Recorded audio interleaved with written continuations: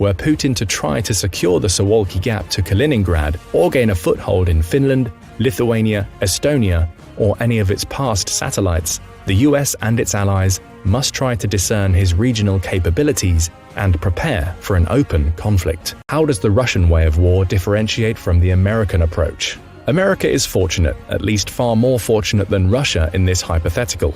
Its robust network of military alliances and partnerships throughout Europe mean it will be far from alone in a war against Russia. Before the war in Ukraine, both Russia and NATO had respected the terms of the 1997 NATO-Russia Founding Act, committing both sides to avoid reinforcing or permanently stow. In fact, it can only really count on direct, cooperative assistance from Belarus, and amid its attempts to keep out of the Ukraine war, Belarusian loyalty to Russia is an especially unproven commodity.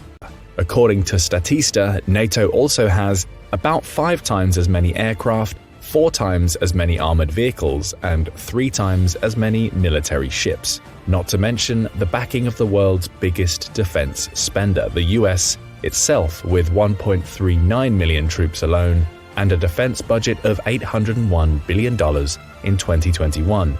NATO has done the same, ramping up its collective exercises over the past year in response to Russian aggression. Russia is in the midst of a new military reform, something its Ministry of Defense announced at the end of 2022.